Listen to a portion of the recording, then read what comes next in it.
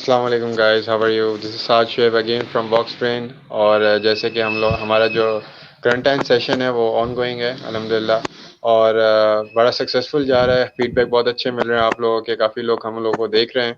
और मतलब रिव्यूज़ भी आ रहे हैं, कमेंट्स भी आ रहे हैं, तो काफ़ी अच्छा इस चीज़ का है। मतलब हम लोगों ने एक स्टार्टअप लिया था और अनफॉर्चुनेटली जैसे हम लोग जो है ऑन गोइंग है, हमारे सेशन चल रहे हैं, तो हम लोगों ने एक सेशन अरेंज किया था। अभी अरेंज किया है विद सर अजीम, जो कि Pakistan society of industrial engineer के फाउंडर सीईओ हैं। तो हम उनको आज वेलकम करते हैं। Welcome sir. थैंक यू जी, बहुत शुक्रिया आपका।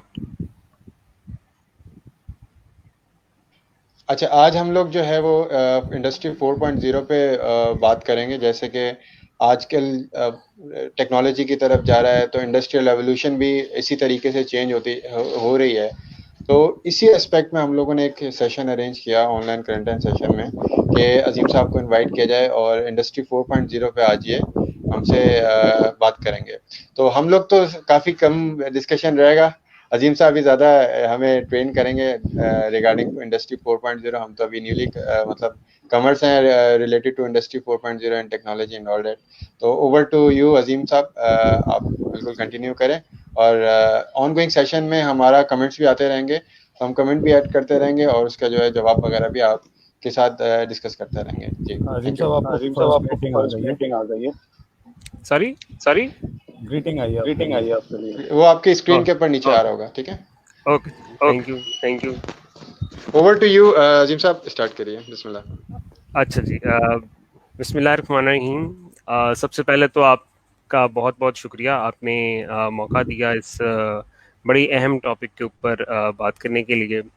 और इसमें कोई शक ही नहीं है कि ये आजकल जो इस वक्त हम जिस वक्त से गुजर रहे हैं, बल्कि इसको ये समझें कि ये हमारे लिए एक बड़ा अच्छा मौका है, बिलखुसूस इंडस्ट्रियल इंजीनियर्स के लिए, कि हम अपनी जो हमारे जो कॉन्सेप्ट्स हैं, जो हमारी जो स्टडी है सारी सिस्टम्स की, हम उसको एक दफ़ा रिवाइज करें और उसको जो नई स्किल्स हैं, जो नई टेक्नोलॉजी है, उसके साथ उसको उसकी इंटीग्रेशन जो है उसको ढूंढें और उस देखें कि आने वाले दौर में अब ये किस तरह से इवॉल्व होने लगा है ये सारा कुछ। तो इंडस्ट्री 4.0 के हवाले से उसमें आने से पहले मैं ये ज़रूर रिवाइज करवाना चाहूँगा, बल्कि ये भी बताना चाहूँगा कि ये टर्म बेसिकली ओरिजिनेट कहाँ से हुई थी, इसको और इसकी बर्थ कहाँ से हुई, ये शुरू कहाँ से हुई, इसका इसका थॉट प्रोसेस क्या है।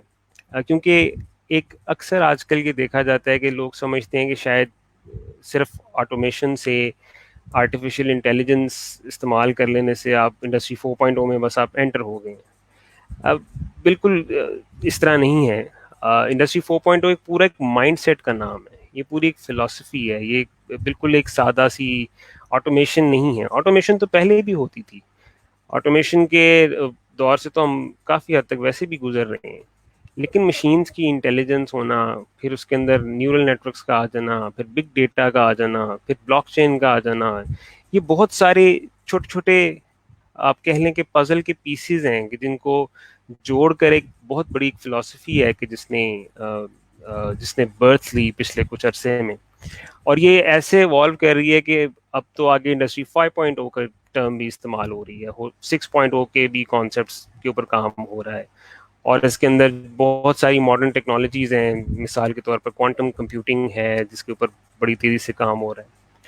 अच्छा, थोड़ा सा इसके बारे में बल्कि बताने से पहले मैं एक बात और ये भी करना चाहूँगा कि जब ये जो वायरस वाला जो सिलसिला अभी चल रहा है, ये जब शुरू हुआ था अभी, तो मेरा लेक्चर था एक यूनिवर्सिटी में, तो वहाँ मैं बड़ा एक बात सोच रहा था कि वहाँ टॉपिक यही था, इंडस्ट्री 4.0 पे ही बात करनी थी। और मैंने मिसालें जर्मनी की और यूके की और ये सारी मॉडर्न दुनिया की देनी थी। लेकिन मैं ये सोच में पड़ गया वहाँ पे, मैंने कहा कि इतनी टेक्नोलॉजी के बावजूद हम एक वायरस को जो है वो मतलब कंट्रोल नहीं कर पाई दुनिया उतनी रफ्तार से।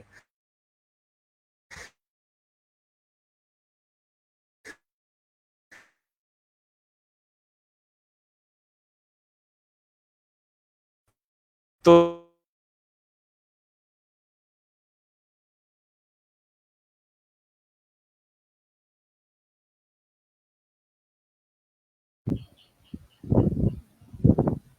मेरा ख्याल है अजीम साहब का जो नेट कनेक्शन है और उसके साथ कुछ प्रॉब्लम है।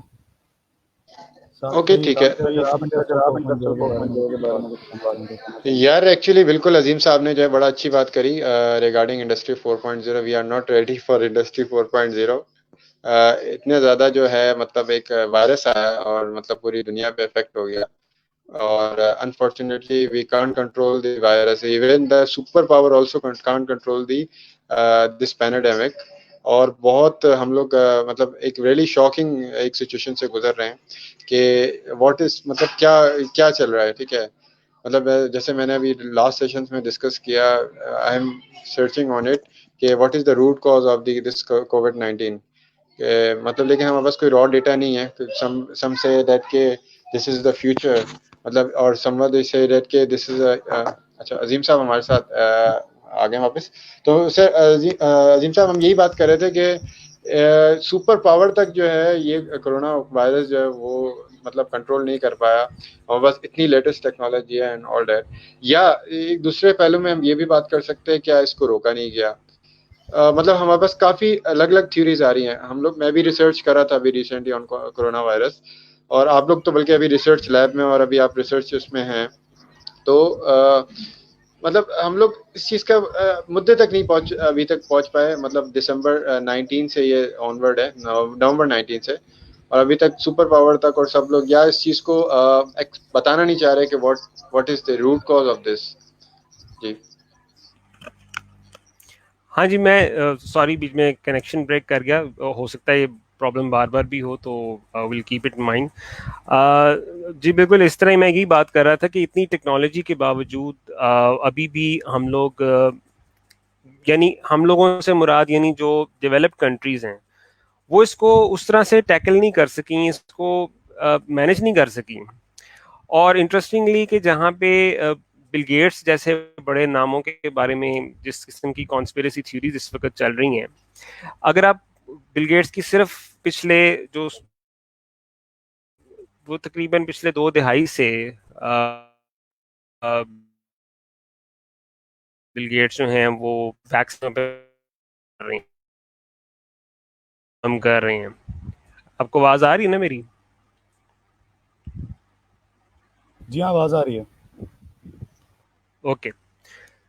तो अब अगर आप उनकी बातों पे गौर करें तो उन्होंने बेसिकली क्या चीज़ आइडेंटिफाई की थी। उन्होंने प्राइमरीली जो इंडस्ट्रियल इंजीनियर्स की रिस्पॉन्सिबिलिटी बनती है वो एरिया आइडेंटिफाई किया कि जिसकी वजह से हम इन्फेक्शियस डिजीजेस को हम टैकल नहीं कर सकते। उन्होंने बकायदा टर्म यूज़ की, उन्होंने कहा कि सिस्टम्स एग्जिस्ट नहीं करते, हमारे पास टूल्स एग्जिस्ट करते हैं बीमारियों से लड़ने के या बीमारियों को आइडेंटिफाई करने के। लेकिन जो एक पूरा निज़ाम है, जो एक पूरा सिस्टम है, उसको कैसे टैकल करना है, उस फिर वहाँ पे मेडिसिन को ले जाना, वैक्सीन को ले जाना, एक पूरी एक सप्लाई चेन एग्जिस्ट करती है उस आउटब्रेक को टैकल करने के लिए।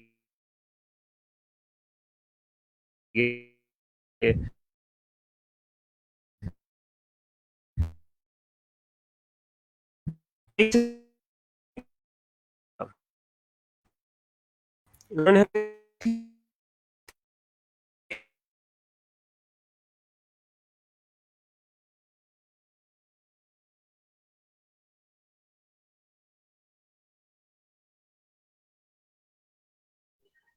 आई थिंक कनेक्शन लॉस्ट सरोज। जी हाँ, वो रिकनेक्ट हो जाएंगे थोड़ी देर में। हाँ ठीक है, एनीवेज तो मैं कंटिन्यू करता हूँ इसको। जी बिल्कुल कि there is a big supply chain behind this. जैसे अजीम साहब ने कहा कि बहुत बड़ी सप्लाई चेन है। We are not ready for the big disease. Even we are super power, हमारे पास मतलब एक सुपर पावर कंट्रोल नहीं कर पाया। तो मतलब लाइक चाइना, अमेरिका, यूरोप, तो हम लोग इस चीज़ को देख रहे हैं कि मतलब हम लोग कहते थे कि हम लोग सोचते थे कि यार हम लोग बाहर जाएंगे और there is a big scope of supply chain and all that and everything. But unfortunately जब हम हाल देखते हैं इनका, तो हम देखते हैं कि यार इनके पास कोई बस दे आर जस्ट ठीक है, इट्स इंडस्ट्रियल मतलब इंडस्ट्री पावर है और economic is very strong and all that, but unfortunately they don't have a proper supply chain or proper healthcare system in their system. तो मैं ये समझता हूँ कि ये जैसे बिली गेट्स ने बोला 2015 में, आई थिंक उन्होंने डिस्कस किया इस बात को कि ये कोरोना वायरस 2005 या 2015, मतलब याद नहीं आ रहा, तो उसमें उस टाइम उन्होंने जो है वो इस चीज़ को आइडेंटिफाई किया कि ये कोरोना के हवाले से बात की और इन्फेक्शन डिजीज़ के हवाले से बात की कि हम लोगों ने क्या रूट कॉज दिया, हमारे पास क्या प्रिकॉशनरी मेजर्स हैं, तो इस तरीके से। अभी यही कंडीशन अगर आप रिसेंटली देखें तो मतलब हम we have a good enough engineers, ठीक है, हम लोग बायोमेडिकल इंजीनियरिंग, हमारे पास एक मेहरान यूनिवर्सिटी में फील्ड है और बहुत अच्छे खासे इंजीनियर हम लोग निकाल रहे हैं मेहरान यूनिवर्सिटी, ठीक है। तो अगर हम इस चीज़ को थोड़ा सा फोकस करें और थोड़ा सा हम लोग देखा जाए कि यूनिवर्सिटी लेवल के ऊपर, तो आई नो कि इट्स एक प्रोजेक्ट की कॉस्ट होती है, there is some certain cost of the project, but cost के बावजूद ये है कि मतलब एक कॉस्ट है लेकिन एक हमारे पास माइंड्स हैं, ठीक है, इंजीनियर्स निकल रहे हैं, ठीक है। तो वाई शुड बी नॉट कि हम लोग उनको इस तरीके से गाइड करें या हम इनको इस तरीके से बोलें कि यू हैव टू मतलब अब इस पैराडाइमिक के बाद अब ये प्रॉब्लम हो सकता है, अगर अभी भी ना हम लोग समझे इस बात को तो बहुत हमारी वो है, लेकिन ये कि जैसे इंजीनियर्स हैं, अब इसके अंदर जैसे कि लाइक वेंटिलेटर्स की बात करता हूँ मैं, तो वेंटिलेटर अब आने वाले वक्तों में engineer should focus on how to develop the ventilator and how to focus on health care system. Health care system is not related to health care professional also, but हम इंजीनियर्स ने भी इस चीज़ को सोचना है कि ये इन्फेक्शन डिजीजेस के ऊपर how to overcome infection disease किस तरीके से कंट्रोल किया जाता है to through technology and all. अच्छा, अजीम साहब हमारे साथ हैं, तो सर कंटिन्यू करिए प्लीज। जी सो मैं ये कह रहा था कि अब बिल गेट्स की हम बात कर रहे थे कि उन्होंने बुनियादी तौर पे अपनी जितनी भी टॉक्स अगर आप उनकी देखें, इंटरव्यूज देखें पिछले 10 15 20 साल के, अगर आप इंटरव्यूज देखें जब से वो फिलेंथ्रफी काम के अंदर हैं, तो उन्होंने जितनी भी इन्फेक्शियस डिजीजेस थी उन्होंने उनको स्टडी किया। इबोला हो गया, मर्स था, सार्स था, जो भी, तो उन्होंने उसके देखा कि बेसिकली लूप होल कहाँ पे था, गैप कहाँ पे था। तो उन्होंने देखा कि वो सिस्टम एग्जिस्ट नहीं करते उस डिजीज को, किसी भी आउटब्रेक को हम डील कर सकें, उसको टैकल कर सकें, उसको वक्त पे उसको एड्रेस कर सकें। और उन्होंने उस सिस्टम के फिर एरियाज आइडेंटिफाई किए कि किस तरह एरियाज को हम टेक्नोलॉजी की मदद से इन लूप होल्स को हम कवर अप कर सकते हैं। और उन्होंने बाकायदा टर्म यही इस्तेमाल की कि सिस्टम्स एग्जिस्ट नहीं करते, मींस कि डायरेक्टली जो इंडस्ट्रियल एंड सिस्टम इंजीनियर्स की एक जो स्पेशलिटी है एक सिस्टम्स को डेवलप करने की, वो एरिया उन्होंने बताया कि वीक है, पर्टिकुलरली डिजीज को डील करने के हवाले से। और ये पूरी दुनिया में यानी कि ये पोटेंशियल एरिया है काम करने के हवाले से।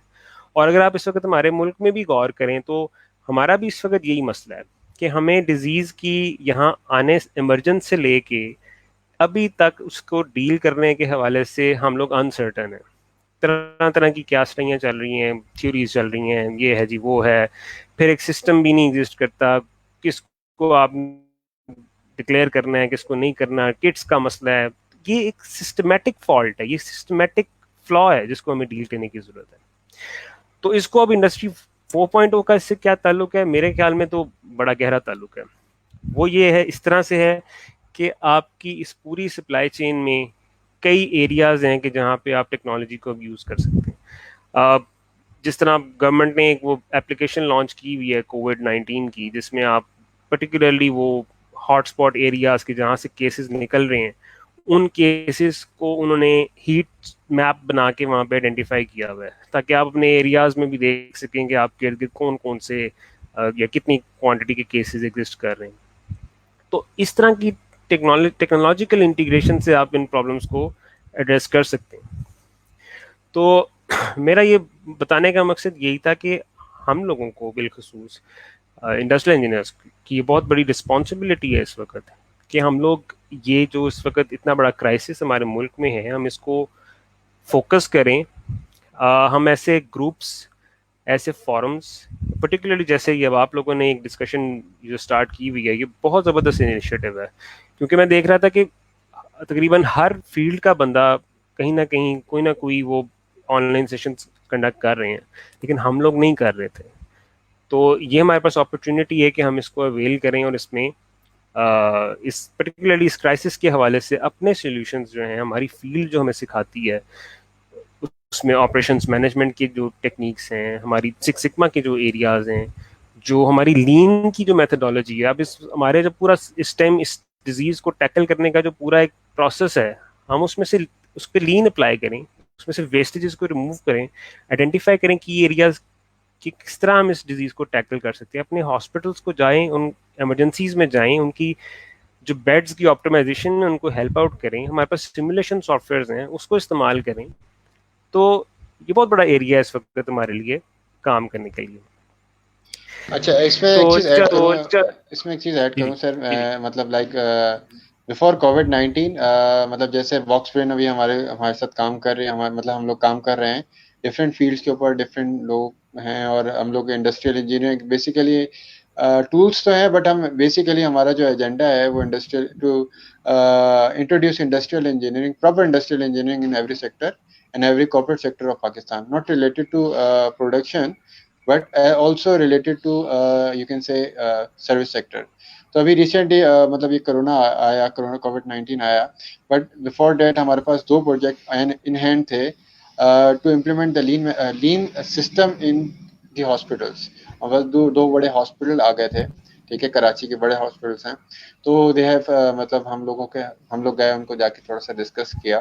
तो इसमें एक चीज़ है, there is a 2 hospital in Pakistan में, छोटा सा इंट्रोडक्शन देता हूँ। जैसे आपको भी सर आइडिया होगा कि JCI, joint commission international accreditation, जो कि आगा खान हॉस्पिटल के पास है, अब नाउ जो है सेकेंडली अब जो है वो शौकत खानम हॉस्पिटल ने लिया है। उसमें काफ़ी चीज़ें लीन के हवाले से, ऑपरेशनल ऑपरेशनल एक्सीलेंस के हवाले से, ठीक है, ये सारी चीज़ें कवर कर रहे हैं। बट अनफॉर्चुनेटली हम लोग बहुत पीछे हैं। जस्ट 2 हॉस्पिटल हमारे पास इन पाकिस्तान जो कि जेसीआई के ऊपर फोकस हैं। बाकी जो है ऑन एंड गॉन, बिल्कुल उनके दे आर फोकस, अब थोड़ा सा उनके ऊपर उठे हैं, फोकस किया है। लेकिन अब जो पैराडेमिक आया उसके बाद जो है वो बहुत बड़ा इम्पैक्ट आने वाला है। There is a big huge scope.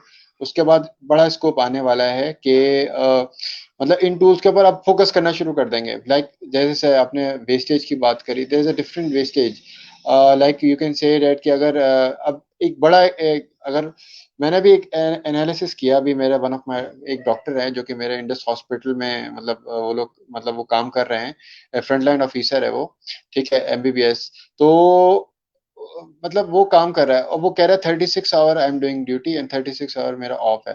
मैंने कहा ठीक है, इट्स ओके, 2-3 घंटे का नैप ले रहे हो आप, ओके, इट्स ओके, बट इससे वेस्टेज कितनी हो रही है। फर्ज करें, अगर for example health care worker की बात करता हूँ, कि अगर एक नर्स है या वार्ड बॉय है, वो अगर किसी को गलत उसको नींद आई हुई है, ऐसे केसेस पहले कराची में हुए हैं जो कि मतलब टीवी के ऊपर भी बड़ा है कि गलत डोज दे दी और बच्चा एक्सपायर हो गया, लाइक ऑल दैट। तो ये ओवर डोजिंग यू कैन से, ओवर वेस्टेज है, मुद्दा है किस्म से यू कैन से। तो ये भी प्रॉब्लम आ रही है ड्यूरिंग। मैं ये नहीं कह रहा कि हम वी आर वेरी बिग, लेकिन इसकी वजह से ये वाला इम्पैक्ट भी बहुत हो रहा है। वेस्टेजेस जैसे केसेस इंक्रीज हो रहे हैं पाकिस्तान फॉर कोविड-19, इसी तरीके से आपके जो मेडिकल एरर्स जिसे कहते हैं, मुद्दा कहते हैं जिसे हम लीन में, तो वो भी इंक्रीज हो रहे हैं। जी।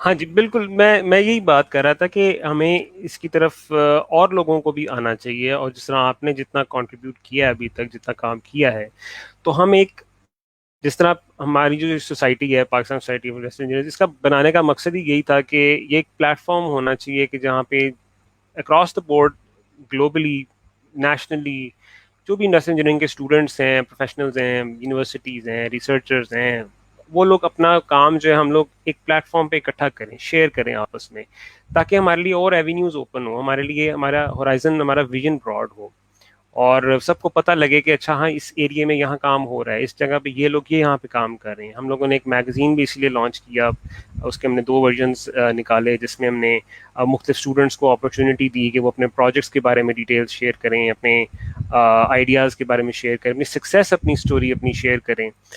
तो आई एम जस्ट होपिंग कि ये चीज़ कंटिन्यू करे और इसको हम और डेवलप कर सकें। और बॉक्स ब्रेन के तो ऑब्वियसली जिस तरह के आप लोग काम कर रहे हैं वो it's very good, it's phenomenal. तो अब ऐसा करते हैं, अब हम थोड़ा इंडस्ट्री 4.0 के ऊपर बात करते हैं। ओके सर, कंटिन्यू करिए प्लीज, थैंक यू।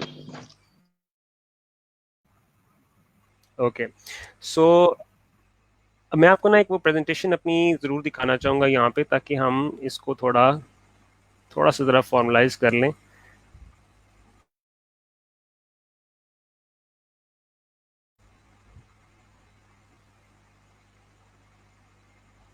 सरोश, आप देख सकते हैं ये प्रेजेंटेशन? मैंने इसको शेयर कर दिया। We can see it. Alright, so ये प्रेजेंटेशन बेसिकली मैंने प्रिपेयर की थी इंडस्ट्री 4.0 को इंट्रोड्यूस करने के लिए और उसके प्रॉस्पेक्ट्स में पाकिस्तान में उनको डिस्कस करने के लिए। तो हम लोग स्टार्ट ऑफ करते हैं by revisiting Taiichi Ohno. Being an I, we all know Taiichi Ohno, father of Toyota production system. और इनकी जो जर्नी थी बिल्कुल एक वर्कशॉप लेवल के ऊपर, एक फ्लोर लेवल पे, एक लूम ऑपरेटर से लेके टॉप की मैनेजमेंट पोजीशन तक आने तक। तो और ये कहते थे कि progress can not be generated when we are satisfied with the existing situations. Meaning वही बात जिस तरह अभी तक हम सारी बात कर रहे थे कि if we are satisfied with our health care system तो फिर तो जैसे चल रहा है ये चलता रहेगा। But if we are not satisfied और हम कोशिश करेंगे नए सॉल्यूशंस ढूंढने की, only then will be able to actually bring about a change in the society, in a system, right? तो ये एक बड़ा इम्पोर्टेंट थॉट है, ये एक माइंड सेट है पूरा। ये एक सिर्फ एक सिंपल कोट नहीं है, ये एक सिर्फ स्टेटमेंट नहीं है, ये एक पूरा माइंड सेट के चेंज होने की बात हो रही है। We are not suppose to be satisfied with the existing situations. तो अब एग्जिस्टिंग सिचुएशन क्या है और हम यहाँ तक कैसे पहुंचे? सर अगर आप इसको फर्स्ट, प्रेजेंटिंग मोड पे अगर लगा देंगे तो वो ज़्यादा क्लियर होगी प्रेजेंटेशन। ओके, मैं इसको फुल स्क्रीन कर दूं? जी हाँ, जी हाँ, जी बेटर। ठीक है ऐसे? जूम आउट कीजिएगा। प्रेजेंट ये सिर्फ राइट पार्ट शो करिए, आप जूम आउट करें, अदरवाइज आप विदाउट प्रेजेंटेशन मोड चला सकते हैं। ऐसे चला दें, ऐसे ऐसे। ऐसे ठीक है? जी हाँ,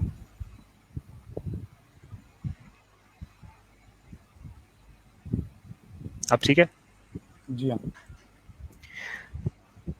ऑलराइट, सो अब फोर्थ इंडस्ट्रियल रेवोल्यूशन के बारे में बात करने से पहले देखना पड़ेगा कि फर्स्ट इंडस्ट्रियल रेवोल्यूशन किसको कहते हैं। सो फर्स्ट इंडस्ट्रियल रेवोल्यूशन जो कि 18वीं सदी के अंदर आया, that was due to the steam engine, right? कि आपके जब जब स्टीम इंजन इजाद हुआ तो उसका फ़ायदा ये हुआ कि आपकी ट्रांसपोर्टेशन जो थी, आपकी इंटर सिटी ट्रांसपोर्टेशन और इंटर रीजन ट्रांसपोर्टेशन, उसकी रफ्तार बढ़ गई। ठीक है, दैट मीन्स कि आपकी प्रोडक्टिविटी इम्प्रूव हो गई, आपकी जो ट्रैवलिंग कॉस्ट थी वो रिड्यूस हो गई कंपैरेटिवली, जबकि ये चीज़ें एग्जिस्ट नहीं करती थी। और आपके पास ज़्यादा रीजन कवर करने के लिए आ गया, आपके पास और एक कस्टमर बेस बढ़ गई, तो आप और ज़्यादा मैन्युफैक्चरिंग के अंदर इन्वॉल्व हो गए। तो पहला जो एक रेवोल्यूशन था वो यहाँ से आया। इसके बाद एक सेकेंड रेवोल्यूशन आया which was electricity based mass production, यानी जो कन्वेयर बेल्ट से ईजाद हो गई। अब जाहिर आपके पास ट्रांसपोर्टेशन मोड बेहतर आ गया तो you need to produce more now, आपके पास डिमांड बढ़ने लग गई, आपके पास रीजन ज़्यादा कवर होने लग गई, आपकी सप्लाई चेन और डेवलप हो गई, तो you need to produce more, you need to manufacture मोर।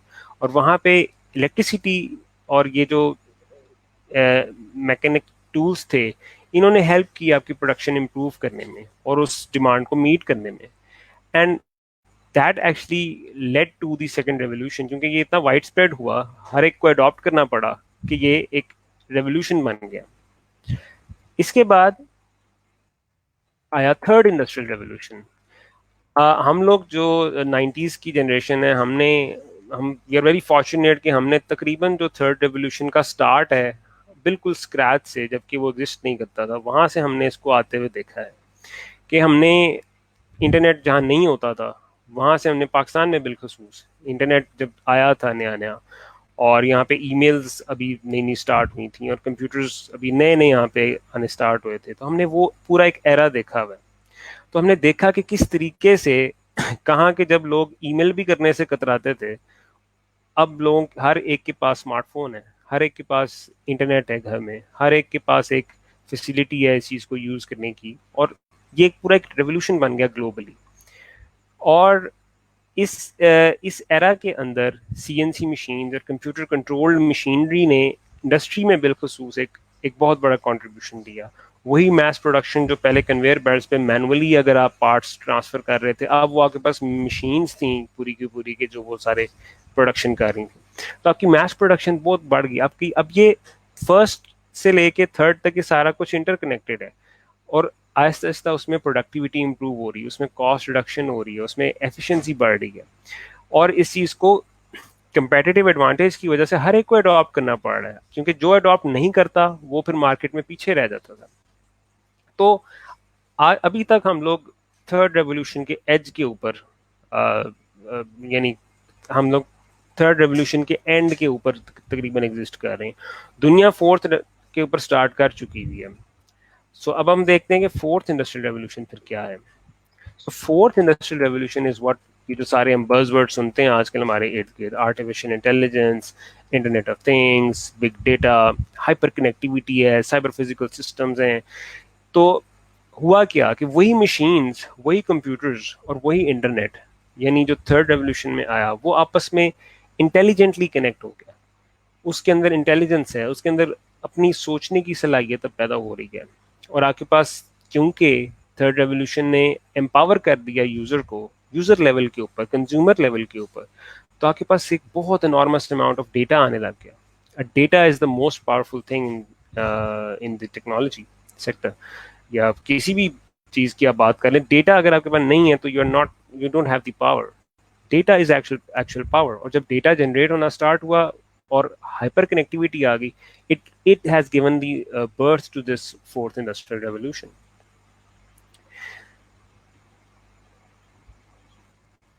ये एक सिंगल स्लाइड में आपको ये पूरी जो जर्नी है वो नजर आती है कि पावर जनरेशन फर्स्ट रेवोल्यूशन से स्टार्ट हुए, industrialization second, electronic automation third, and then we have smart automation today.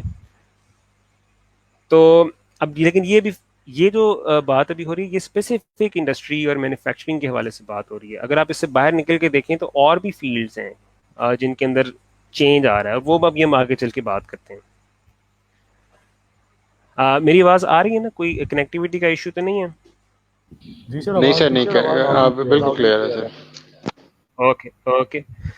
तो अब मैं नेक्स्ट मैं बात करना चाहूँगा कि ये बेसिकली ये टर्म ओरिजिनेट कहाँ से हुई थी। ये बड़ा समझना ज़रूरी है, और इसकी बैकग्राउंड समझना बहुत ज़रूरी है, क्योंकि इंटरेस्टिंगली इस वक्त आप समझ लें कि दुनिया दोबारा से एक उसी तरह के फेज से गुजर रही है जिस फेज से रिजल्ट हुआ था ये इंडस्ट्री 4.0।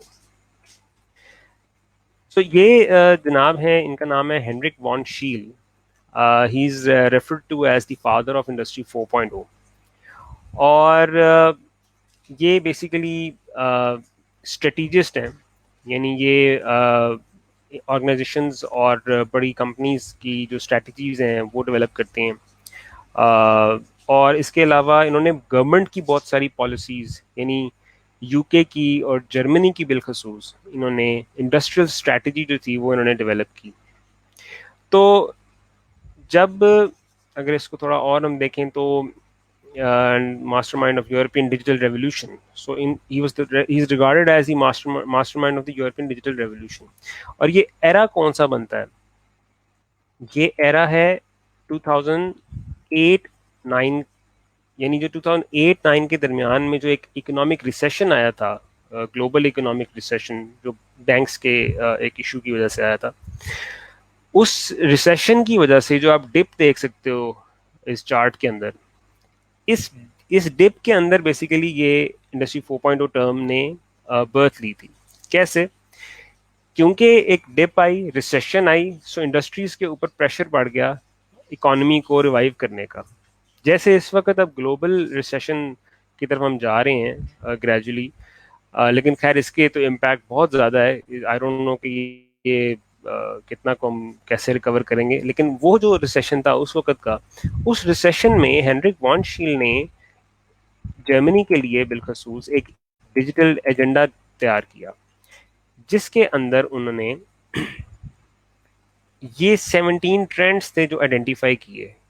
यानी ये जो जितने भी आपको ट्रेंड्स नज़र आ रहे हैं इस स्लाइड के अंदर, यानी रोबोटिक्स है, बायोइन्फॉर्मेटिक्स है, nano technology, blockchain, quantum computing, अब ये एरियाज पे काम हो रहा था अलग अलग, सेग्रीगेटेड, डिस्क्रीट, यानी यूनिवर्सिटीज़ में आप कह लें रिसर्चर्स इस पे काम कर रहे थे।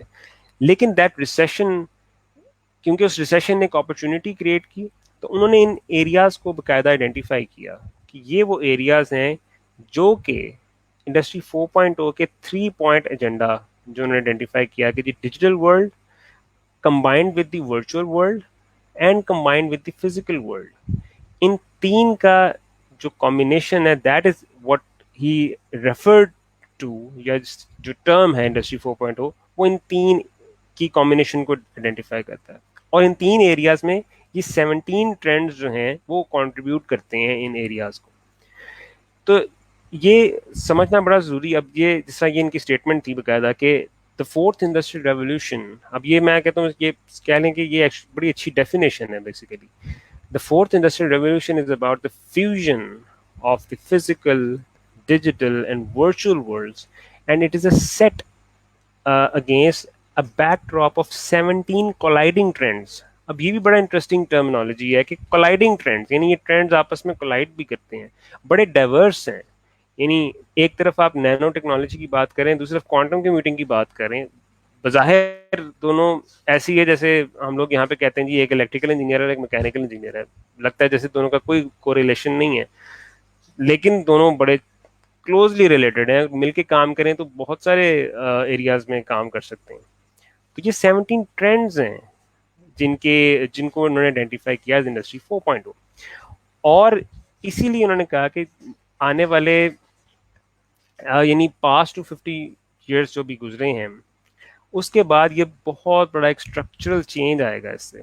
जैसे अभी बात हुई कि पहला रेवोल्यूशन आया, दूसरा आया, तीसरा आया, और वो तीन रेवोल्यूशंस की कनेक्टिविटी या एक प्रोग्रेस थी जो आगे फोर्थ के अंदर आगे आपको नजर आ रही है। तो जाहिर है वो थर्ड के अंदर भी एक स्ट्रक्चरल चेंज नजर आया, जब लोग ईमेल्स भी नहीं करते थे, इंटरनेट भी नहीं यूज करते थे, किसी के पास स्मार्टफोन भी नहीं था, अब हर एक के पास स्मार्टफोन है। उस वक्त इस तरह से कोई इमेजिन नहीं कर सकता था सिवाय उन लोगों के जो इतना ऑप्टिमिस्टिक थे या दूर देख रहे थे बहुत आगे वक्त में।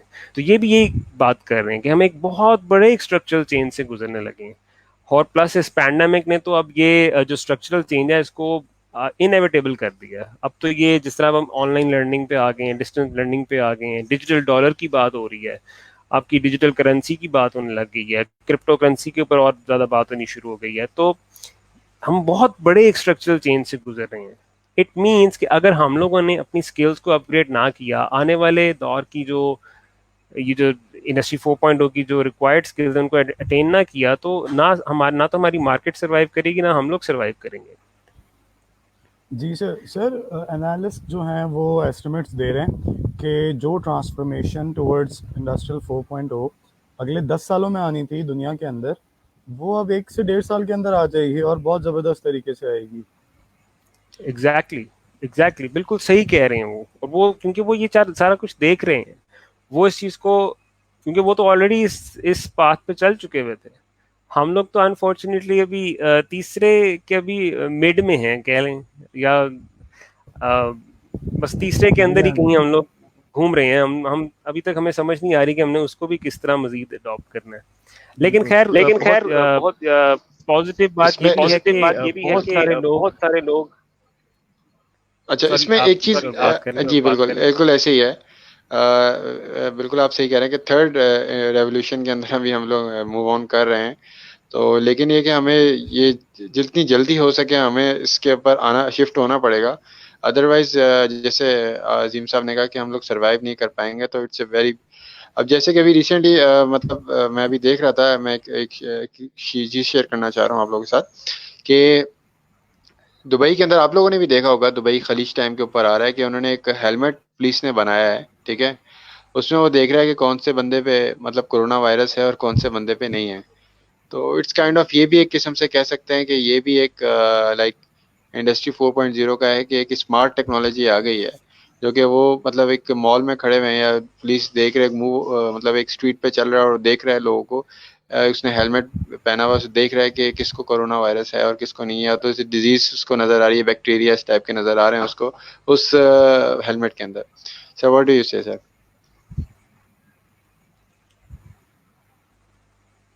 बिल्कुल इसी तरह की सॉल्यूशंस और भी बनने शुरू हो गए। वही बात होगी ना कि जब एक क्राइसिस आता है, वो क्राइसिस अपने साथ प्रॉब्लम्स लेके आता है, साथ बहुत सारी अपॉर्चुनिटीज लेके आता है। जैसे मैंने आपको सुना था बीच में कि आप वेंटिलेटर्स की बात कर रहे थे।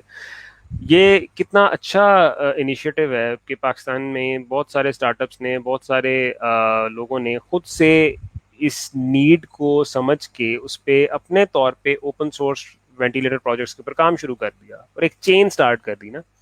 इसके अलावा हमारी जिस तरह पीपीईज के ऊपर बहुत सारे लोगों ने स्टिचिंग का काम शुरू कर दिया, बहुत सारे सूट्स बनने लग गए। So every crisis has an opportunity for us. लेकिन ये चीज बड़ी जरूरी है कि सिर्फ क्राइसिस से ही ये क्यों होता है। मतलब ऐसा क्यों नहीं है कि जब आपके पास आदादो शुमार हो, आपके पास स्टडीज हो, आपके पास रिसर्च हो, वो आपको, यानी अब इस पैंडेमिक के बारे में आप 5 साल पहले के भी पेपर्स उठा के देखें तो वो प्रोडिक्शंस कर रहे थे कि जी ये होने वाला है, इसको देख लें, ये होने वाला है, होने वाला है। जो एपिडेमियोलॉजिस्ट से वो इसके बारे में बात कर रहे हैं, जो साइंटिस्ट हैं वो इसके बारे में बात कर रहे हैं। हत्ता कि बल्कि मैं बिल गेट्स का एक इंटरव्यू देख रहा था रिसेंटली, तो उनको जो एंकर था उसने बड़ा इंटरेस्टिंग सवाल पूछा कि क्या आप समझते हैं कि अब जबकि ये सारा कुछ हो गया है, क्या आइंदा अब जो गवर्नमेंट्स हैं और जो गवर्नमेंट लीडर्स हैं वो क्या अब साइंटिस्ट की बात को इम्पोर्टेंस दिया करेंगे इसके बाद से? तो बिल गेट्स हंसती है आगे से कहते हैं कि पता नहीं, वो उनकी एक अपनी तबीयत होती है सियासतदानों की, तो वो शायद इससे भी सबक शायद ना सीख सकें। मतलब वो इस तरह से उन्होंने इस बात को भी रिस्पॉन्ड किया। तो ठीक है, एक क्राइसिस आपको अपॉर्चुनिटी देता है, लेकिन जब आपको एक चीज नजर आ रही है, एक तरफ चल रहा है सिलसिला, तो आपको उसके लिए भी उसके अगेंस्ट भी प्रिपरेशन करनी चाहिए अपनी। तो ये इंडस्ट्रियल स्ट्रेटेजी जिसकी मैं बात कर रहा था, ये एग्जैक्टली वही चीज थी कि वो जो क्राइसिस आया उसके अगेंस्ट उन्होंने ये स्ट्रेटेजी डेवलप की। और अगर आप इस स्ट्रेटेजी के पॉइंट्स उठा के देखें तो अब ये हमारी इंडस्ट्रियल की वही बात आ गई, प्रोडक्टिविटी। उन्होंने फोकस पूरे का पूरा अपना प्रोडक्टिविटी पे कर दिया कि हम अपनी प्रोडक्टिविटी इंप्रूव करेंगे। जाहिर है हमने फाइनेंशियल क्राइसिस से डील करना है, तो we have to reduce our cost, we have to focus on very key areas जो कि प्रोडक्टिव हों, जिनमें वेस्टेजेस कम हों, जिसमें हमारा पूरा सिस्टम ऑप्टिमाइज हो, ताकि हम उस चैलेंज को हम मीट कर सकें। और उन्होंने उसमें पॉइंट्स देखें क्या रखे, उन्होंने आइडियाज, इनोवेशन को टॉप प्रायोरिटी दी। जाहिर है ये अब यही समझ लें कि जिस तरह इस वक्त हम एक क्राइसिस में हैं, तो जो भी, मैं तो कहता हूँ अगर एक छोटा सा एक स्टार्टअप पाकिस्तान में अगर एक मिनिएचर या एक प्रोटोटाइप भी बना रहा है वेंटिलेटर का, लेकिन वो उसमें थोड़ा सा कुछ इनोवेट कर रहा है, तो that is a huge thing. इस तरह इंकरेज करना चाहिए इन लोगों को कि वो और ज्यादा इनोवेट करने की कोशिश करें अपने बलबूते के ऊपर यहाँ पे। तो ये उन्होंने ये चीज अडॉप्ट की उस टाइम के ऊपर, फिर लोगों की स्किल्स इन एजुकेशन पे काम किया। यानी उस क्राइसिस के अंदर, उस रिसेशन में उन्होंने लोगों की स्किल्स पे काम किया, क्योंकि ऑब्वियसली अल्टीमेटली लोगों ने ही उनको उस क्राइसिस से निकालना था। सो उन्होंने उन पर फोकस किया, फिर उनको इंफ्रास्ट्रक्चर प्रोवाइड किया, उनको अच्छा ब्रॉडबैंड, एनर्जी, ट्रांसपोर्टेशन सिस्टम अच्छा, उन्होंने, उनका पूरा फोकस था कि लोगों को इस तरह फैसिलिटेट करें। एक अच्छा बिजनेस एनवायरनमेंट उन्होंने दिया, पर्टिकुलरली एसएमईज को, जो कि 80 से 90% इकोनॉमी की पार्ट बैकबोन बनती हैं। और फिर उन्होंने लोकलाइज इंडस्ट्रियल स्ट्रेटजीज भी बनाई, यानी कि एक ग्रैंड स्ट्रेटजी थी और एक नीचे जो उनके जो सिटीज थी या जो कंट्रीज थी यूनियन के अंदर, उनके अंदर लोकलाइज स्ट्रेटजीज भी उन्होंने कहा कि आप अपनी डेवलप करें, कि आपने अपने एरिया की जो इंडस्ट्री है, जो आपकी जो हमारी जिस जो इकोनॉमिक एक्टिविटी जिस पे डिपेंड कर रही है, जैसे हम अभी एसओपीज हम लोग बना रहे हैं, तो उन लोगों ने उनसे कहा कि आप अपनी स्ट्रेटजीज डेवलप करें कि हम किस तरह इस क्राइसिस को फेस करेंगे, क्योंकि सर फाइव देखा जाए तो आप फाउंडेशन नहीं। यही कहना चाह रहे हैं कि वो वर्टिकल इंटीग्रेशन पे इम्प्लीमेंट किया उन्होंने। जी जी जी, बिल्कुल बिल्कुल, मेरा उसी तरफ इशारा था। राइट। अच्छा, और फिर उन्होंने पार्टनरशिप्स डेवलप की अपनी इंडस्ट्री के साथ, एरोस्पेस होगी, फिर उस वक्त एआई के ऊपर क्योंकि कुछ काम शुरू हो चुका हुआ था, तो उन्होंने एआई को पूरा as an industrial partnership deal किया, यानी जो कंपनीज इस फील्ड में काम कर रही थी उनके साथ पार्टनरशिप्स डेवलप की, ऑटोमेटिव के साथ, कंस्ट्रक्शन, और ये सारी जो भी आपके सामने लिस्ट आ रही है उनके साथ उन्होंने पार्टनरशिप्स डेवलप की, और उन्होंने अपने कुछ ग्रैंड चैलेंजेस आइडेंटिफाई किए। तो सिर्फ उन्होंने 5 पॉइंट एजेंडा ही नहीं दिया, उन्होंने अपने ग्रैंड चैलेंजेस आइडेंटिफाई किए कि AI and data revolution, how to embed these two, data revolution और एआई को कैसे एम्बेड किया जाए।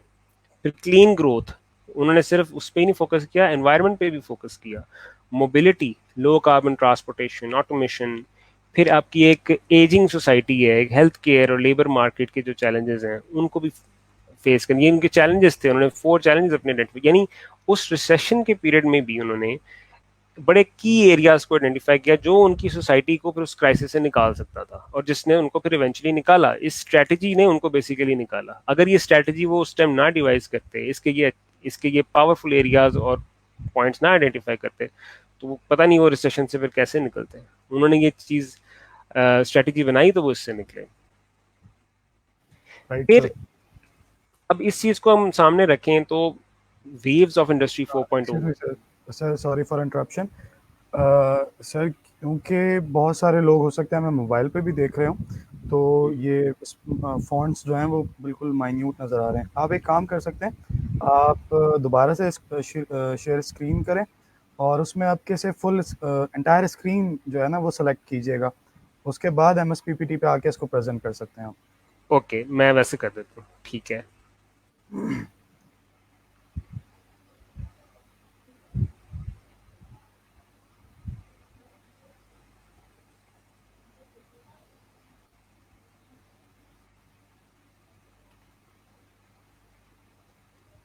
जी, हाँ अब आप मुझे अब बताएं, काफ़ी क्लियर ठीक है, है। अब काफ़ी क्लियर है, बहुत ज़बरदस्त। चलें, ठीक हो गया। तो अब हम बात कर रहे हैं वेव्स ऑफ इंडस्ट्री 4.0, ठीक है। सो फर्स्ट इमीडिएट वेव आई, वही रिसेशन और उसके बाद का जो पीरियड है उसके दौरान, जिसमें उन्होंने डिजिटलाइजेशन आई, एडवांस एनालिटिक्स आ गई, क्लाउड कंप्यूटिंग। जैसे आपको याद होगा कि ये जो एज्योर और जो क्लाउड कंप्यूटिंग का कॉन्सेप्ट है वो ये उसी टेन्योर के अंदर आया था, ये 2009 से 2016 के दरमियान में। फिर एआर के ऊपर उस वक्त काम स्टार्ट हो गया था, एक बड़े लेवल के 3D प्रिंटर्स पे काम होना शुरू हो गया हुआ था, और रोबोटिक्स पे काम हो रहा था।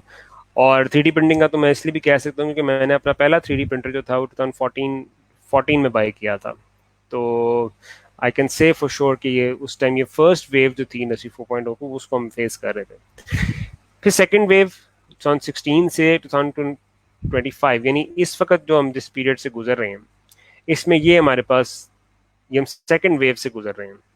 AI, automation, autonomous systems, blockchain, smart automation पे बहुत काम हो रहा है इस वक्त पाकिस्तान के अंदर भी। हम लोग टूल्स वगैरह यूज़ कर रहे हैं, कोशिश कर रहे हैं इंडस्ट्री में कि स्मार्ट ऑटोमेशन आए, लेकिन एडेप्टेशन और उसके ऊपर अभी हम आगे बात करते हैं कि वो किस तरह की है पाकिस्तान की मार्केट के अंदर। फिर 5G, तो 5G के तो अभी स्टार्ट हुआ है, 6G होपफुली इस पे भी आ जाएगा, और फ्यूचर ऑफ एनर्जी।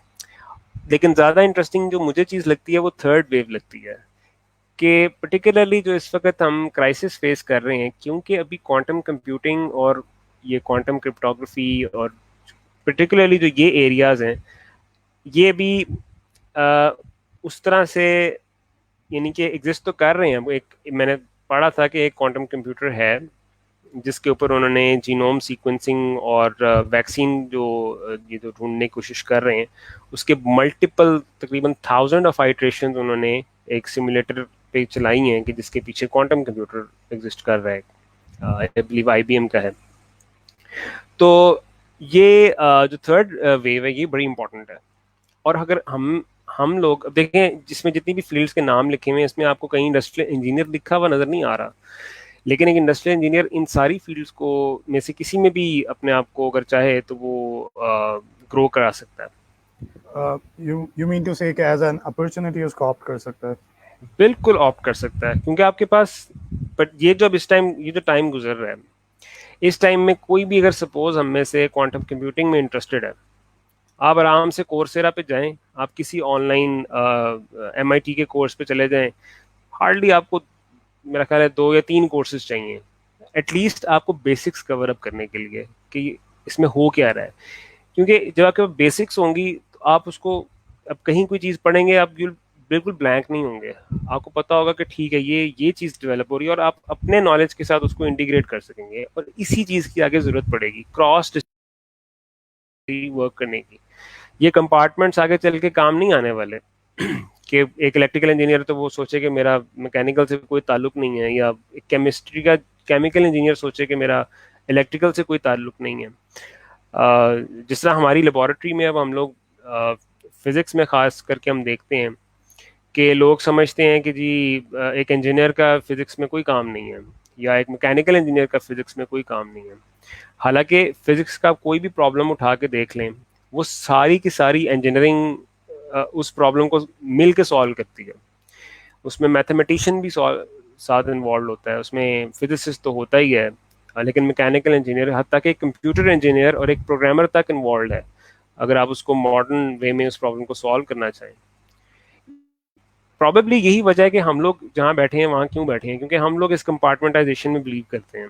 हम लोग एक दूसरे की फील्ड्स में हम इंटरफेयर नहीं करते। हमें होता है कि बस वो जो अपना काम कर रहा है वो करे, मैं अपना काम जानूं बस, जबकि ये चीज़ आगे हमें ब्रेक करनी पड़ेगी।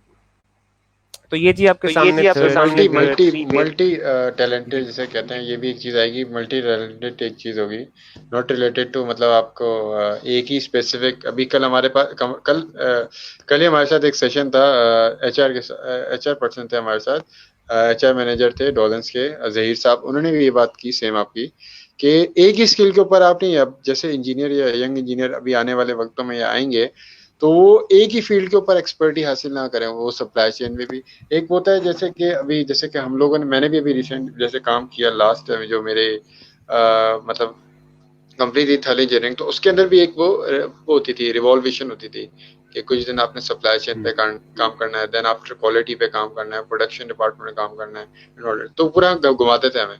उससे वही चीज़ भी ये वाली आगे जा रही है कि आप एक ही फील्ड पे स्पेसिफिक पे आप एक्सपर्ट ही नहीं होंगे, आप डिफरेंट फील्ड के ऊपर आपके हैंड एक्सपर्टी होगी।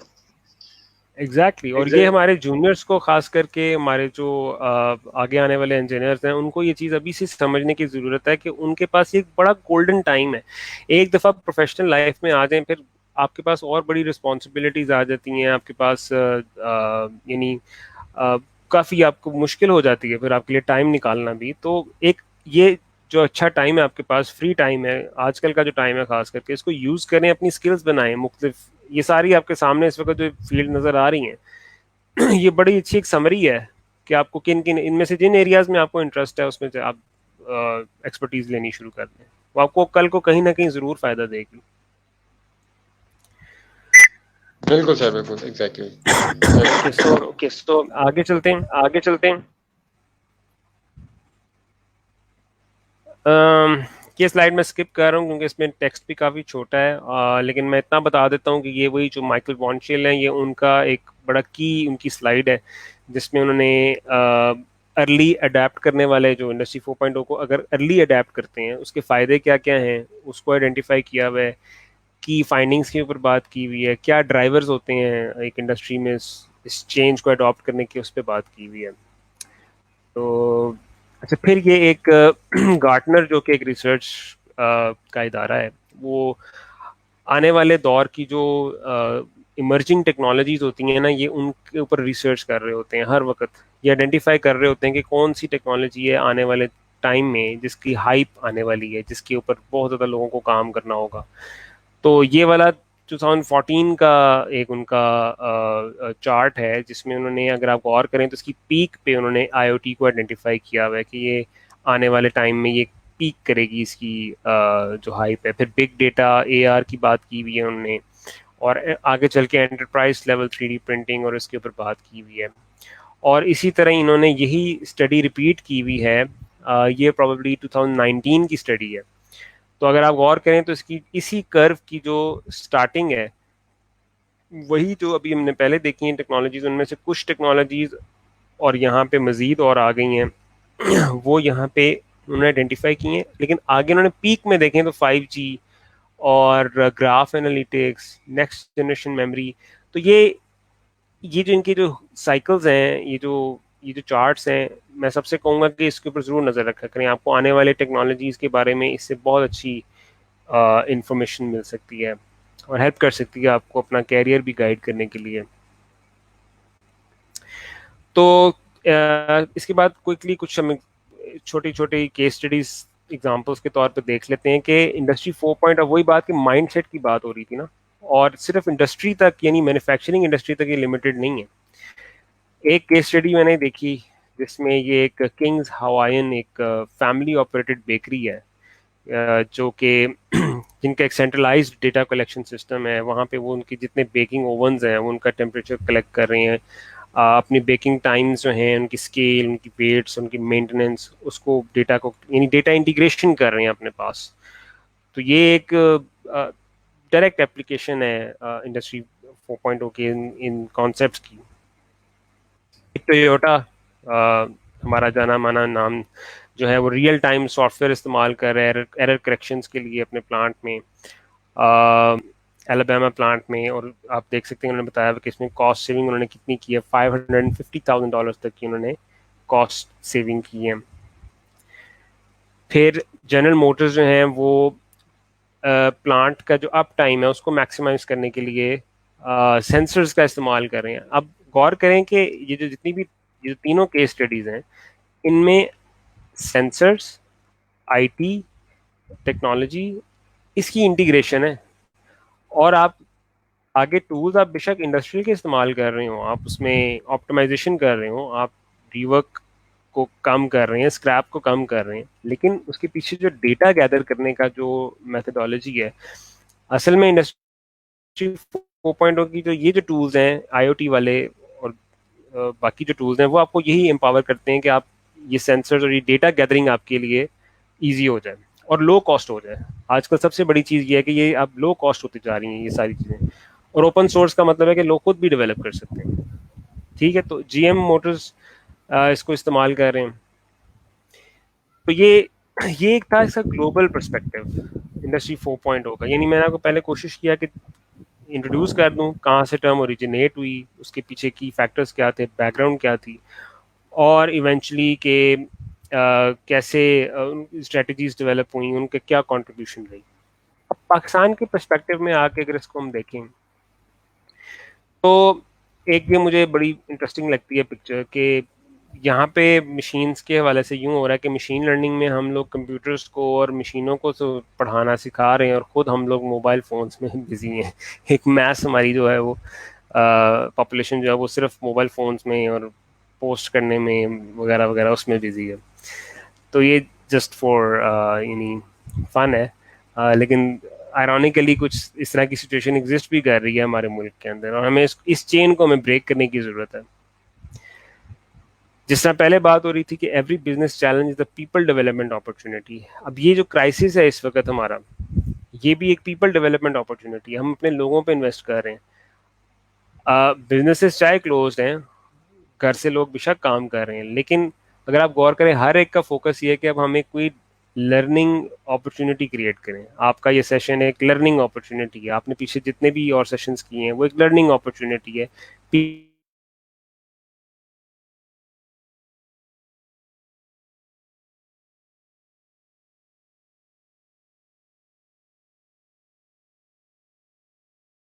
तो हमें इंडस्ट्री 4.0 अडॉप्ट करने की ज़रूरत क्यों है?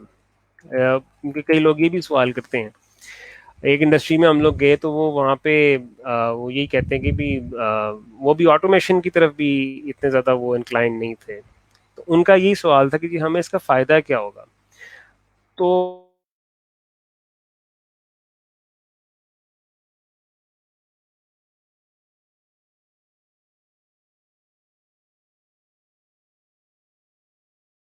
गैप था वो सबके सामने था। तो हमने अगर पाकिस्तान ने कल को यहाँ से कुछ एक्सपोर्ट करना है और रेवेन्यू हमने जनरेट करना है, हमने अपनी इकोनॉमी को स्टेबल करना है, तो हमें वो टेक्नोलॉजीज़, वही बात अगेन, हमें वो अडॉप्ट करनी पड़ेंगी जिसको दुनिया ने अडॉप्ट कर लेना है आगे।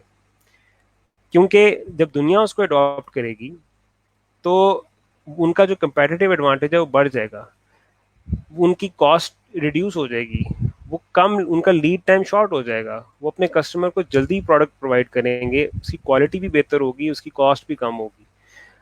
और हम लोग अगर अपने इन्हीं स्टाइल्स के ऊपर चलते रहे, हम उसको compete नहीं कर सकेंगे उस वॉल्यूम को। तो गिवन वैसे जो करंट क्राइसिस है, अभी ये नहीं पता कि वेस्टर्न कंट्रीज जो हैं वहाँ पे क्या बनती है सिचुएशन और किस तरह से उनकी इंडस्ट्री अब इस चीज़ को कोप करती है। लेकिन ज़्यादा चांसेस यही हैं क्योंकि वो इन टेक्नोलॉजीज को ऑलरेडी अडॉप्ट कर चुके हैं, तो वो बहुत आगे निकल जाएंगे और हम लोग पहले ही पीछे थे, हम और पीछे रह जाएंगे अगर हमने अभी से इस चीज़ के ऊपर काम करने की कोशिश ना की तो हमारा प्रॉब्लम अभी तक भी क्या रहा है? Reluctance of adaptation to new technology. हम कहते हैं जी हाई कॉस्ट है जी, हम क्यों यूज़ करें, कॉम्प्लेक्सिटी है, कॉम्प्लेक्स है, सॉल्यूशंस हैं, हम क्यों लगाएं, हमारे पास लोग नहीं हैं, हमारे पास स्किल्स नहीं है, जिसको रखते हैं उनके पास भी बाज़ का स्किल नहीं होती। फिर एक सेट कल्चर एग्जिस्ट करता है, बहुत सारे इंडस्ट्री इसीलिए डेवलप नहीं कर पाती कि वो जिस तरह चल रहा है, हाँ जी मेरा रोज़ का ऑर्डर पूरा हो रहा है तो मैं वो देते ही रहूँगा, बस उससे आगे नहीं जाना। उन्होंने चेंज करने की कोशिश नहीं करनी है अपनी मेथड्स को। इवन कि आप सबसे बेसिक इंडस्ट्रियल के मेथड्स भी अप्लाई करने की कोशिश करें, वो रिलक्टेंट होंगे या उसको इम्पोर्टेंस नहीं देंगे।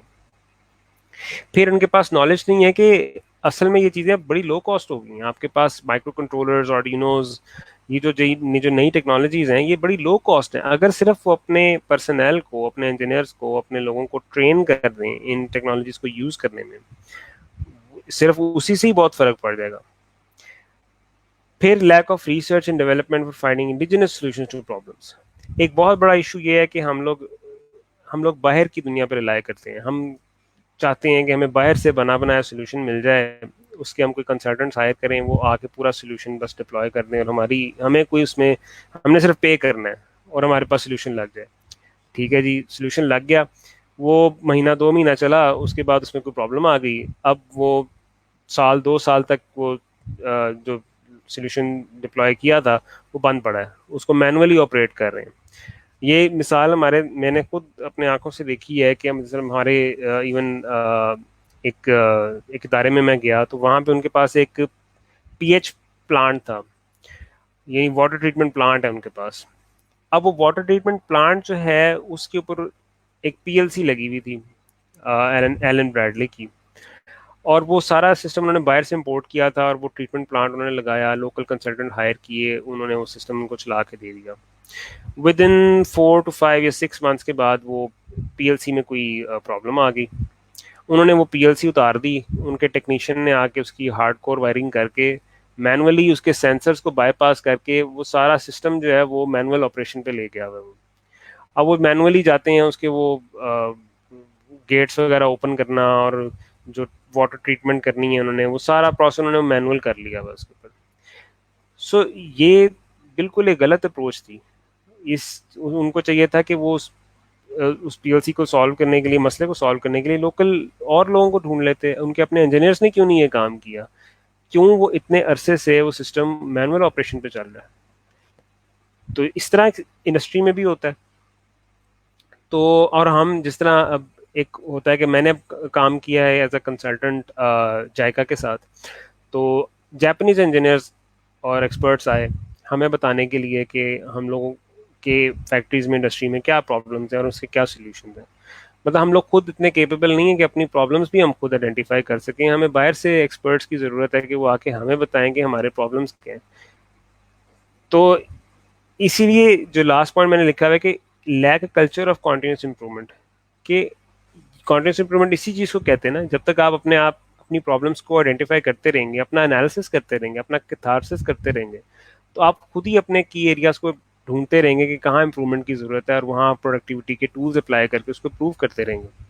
और गिवन जो ये नए नए टूल्स जो हैं वो आपको एम्पावर करते हैं, उसमें तो ये और भी ज़्यादा इम्पोर्टेंट हो जाता है कि आप इस तरह अपने प्रॉब्लम्स आइडेंटिफाई करें, उनका खुद सोल्यूशन उनके आप बनाएं, अपनी इन हाउस अपनी इंडस्ट्री में फैक्ट्री में एक R&D एक डिपार्टमेंट हो जो आपका रिसर्च आपके करे, प्रॉब्लम्स को उनको आइडेंटिफाई करें, उनको सॉल्व करें। फिर lack of capacity building for hired resources, no proper education training for ये इंडस्ट्री 4.0 की टेक्नोलॉजीज के अंदर, और lack of collaboration of electrical engineers, computer scientist, industrial engineers, यानी वही जो मैं शुरू में बात कर रहा था कि इंटरडिसिप्लिनरी अप्रोच की ज़रूरत है आगे, बहुत ज़्यादा, पहले से भी ज़्यादा, और कि सब अपनी स्किल्स को कंबाइन करके तो अच्छी अब आगे फैक्ट्रीज बिल्ड करें, फैक्ट्रीज ऑफ द फ्यूचर। तो ये मैंने भी थोड़ी देर पहले बात की थी कि it will be very difficult to export value added items to developed world markets because shorter custom tolerance time and higher supply chain complexity will act as an obstacle in serving the customers. तो क्योंकि industry 4.0 में वही बात की mindset की बात हो रही है, आपके पास आपकी पूरी सप्लाई चेन चेंज हो जानी है, आपका जो कनेक्टिविटी है सारी मैन्युफैक्चरिंग फ्लोर से लेके कस्टमर एंड तक, वो सारा का सारा ऑप्टिमाइज हो जाना है, उसमें बहुत ज़्यादा टेक्नोलॉजी इंटेलिजेंस आ जानी है। तो वी हैव टू सी कि हम इसमें कहाँ लाई कर रहे हैं, हमें कहाँ जाने की ज़रूरत है।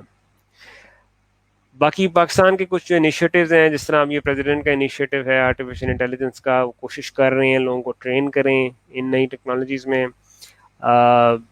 लेट्स सी कि ये आगे चल के किस तरह का इसका हमें क्या रिजल्ट मिलता है। इसके अलावा डिजिटल पाकिस्तान कैंपेन एक लॉन्च की गई थी, इसको भी देखेंगे कि इसका क्या। Sorry for interruption sir, PIAC के रिलेटेड मैं आपको एक बात बताना चाहूँगा कि इसका जो अभी इम्पैक्ट है वो बहुत ज़बरदस्त है और बहुत इनॉर्मस है, क्योंकि रिसेंट मेरे पास इनके फेसबुक के पोस्ट आते रहते हैं तो उसमें मुझे पता चलता है। पहले तो ये मिनिमम फीस ले रहे थे, मिनिमल सी फीस ले रहे थे कराची के अंदर, लेकिन अब जब से पैंडेमिक हुआ है तो इन्होंने वाइड कंट्री जो है अपना कोर्स जो है वो स्टार्ट कर दिया है, और उसके अंदर थाउजेंड्स ऑफ स्टूडेंट अब इनरोल हुए हैं, और उसके अंदर इन्होंने कोई एज लिमिट नहीं रखी। तो इनके पास छोटे से छोटे बच्चे अब 4IR सीखने वाले बच्चे, स्कूल के बच्चे 4IR सीख रहे, और मैंने इनको इनके यहाँ ये भी देखा है कि इनके पास बहुत एजेड पीपल वो भी आके प्रोग्रामिंग सीख रहे हैं, 4IR सीख रहे हैं। तो मेरे हिसाब से इसका जो इम्पैक्ट है वो भी बहुत एनॉर्मस हो चुका है पाकिस्तान के अंदर, specially it has been elevated by after this pandemic. Excellent, वही बात ना कि एक क्राइसिस आया ना, उस क्राइसिस ने, शुक्र है कि ये एक टूल इन्होंने पहले डेवलप कर लिया हुआ था, यानी ये इनिशिएटिव ये ले चुके हुए थे। एक क्राइसिस ने इस इनिशिएटिव को और इम्पोर्टेंस दे दी, और इस इनिशिएटिव से हमें ये अपॉर्चुनिटी मिल गई कि हम अपने लोगों को इस तरफ लेके आ सकते हैं, राइट। तो there is a lot of positive things happening around, हमें उसको हाईलाइट करने की ज़रूरत है, सिर्फ नेगेटिविटी पे नहीं बात करनी चाहिए, पॉजिटिव बातें भी बहुत एग्जिस्ट कर रही हैं पाकिस्तान में। तो ये हमारा पहला मूव हो गया। इसके बाद फिर जो डिजिटल पाकिस्तान कैंपेन लॉन्च की गई, ये भी एक बहुत अच्छा इनिशिएटिव है कि फाइनली जिस तरह वो डिजिटल, वो जर्मनी का वो जो स्ट्रेटजी थी, इस तरह चलो पाकिस्तान ने भी कुछ स्टेप लेने की कोशिश की है। अब हम इंजीनियर्स को, जो हम लोग इन चीज़ों को देखते हैं, बजाय हम मॉक करने के, बजाय हम इसको तनकीद करने के, करें ज़रूर जहाँ जहाँ फ्लॉज नज़र आए करें, लेकिन एक इनिशिएटिव है उसको सपोर्ट करें और अपनी स्किल्स उसमें प्रेजेंट करें कि यार इसमें हम ये करना चाहिए, हमें ये भी करना चाहिए, ये बहुत अच्छा स्टेप है, इसमें ये कर लें तो ये और बेहतर हो जाएगा। तो ये इसमें करने की ज़रूरत है। लेट्स सी कि इसका भी क्या रिजल्ट आता है। बाकी जो पाकिस्तान में मेजर एरियाज नज़र आते हैं मुझे इम्प्लीमेंटेशन के, वो प्रेडिक्टिव सॉल्यूशंस हैं, फिर ये एसेट ट्रैकिंग वगैरह वगैरह।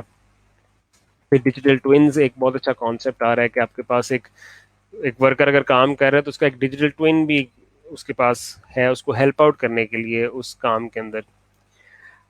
तो बाकी एसएमई सेक्टर ऐसा सेक्टर है कि जहाँ हम लोग बिलखसूस इंडस्ट्रियल इंजीनियर्स बहुत रोल प्ले कर सकते हैं इन्हीं टेक्नोलॉजीज़ के साथ। जितने हमने वो पिछले 17 ट्रेंड्स देखे हैं, वो 17 ट्रेंड्स जो हैं वो टेक्सटाइल में भी उसके हम देख सकते हैं एरियाज ऑफ एप्लीकेशन, ऑटोमोबाइल में भी देख सकते हैं। ज़रूरी नहीं है कि वो सारे के सारे ट्रेंड्स ही अप्लाई हो रहे हैं, उनमें से कुछ trends.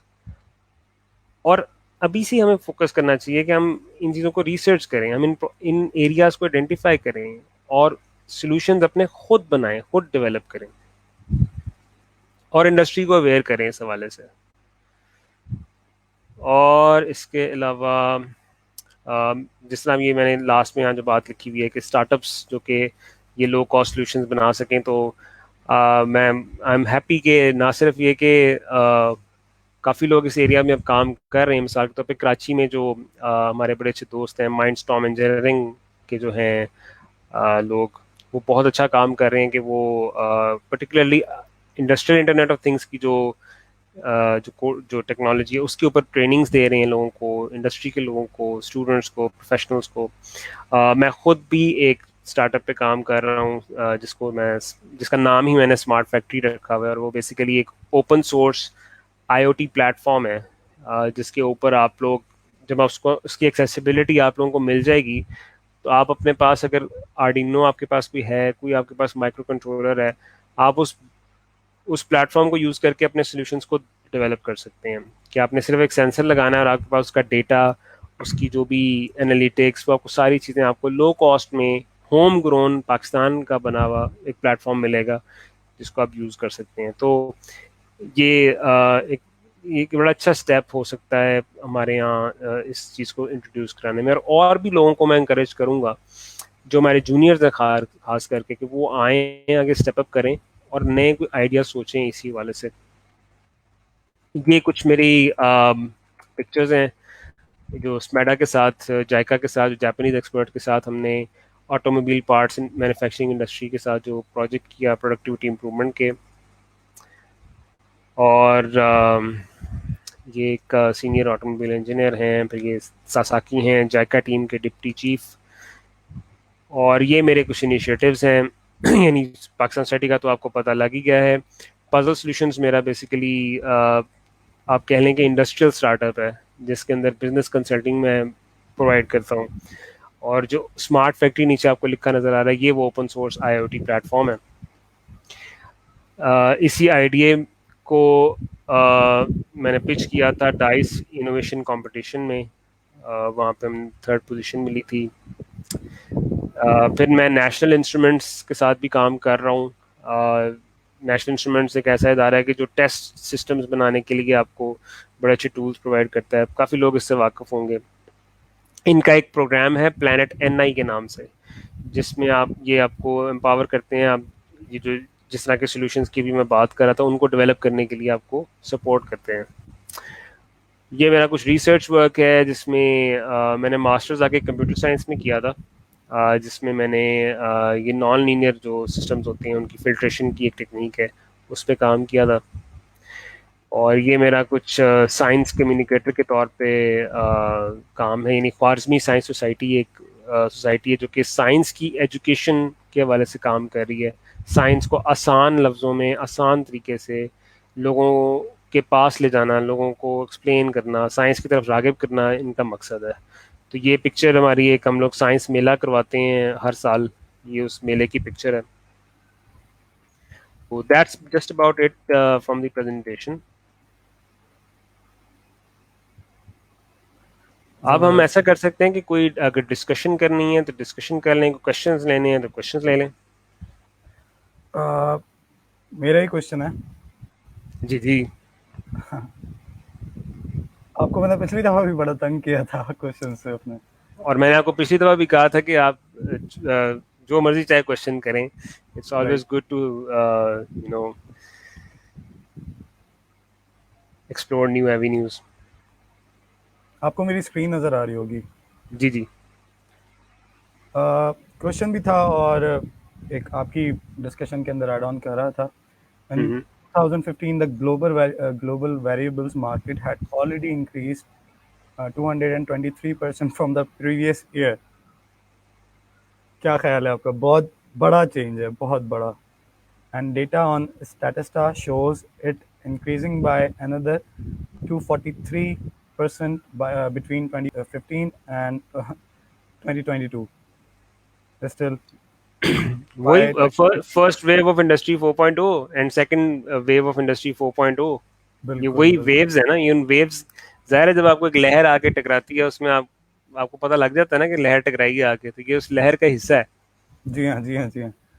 By 2020, 250 million vehicles will be connected to the internet.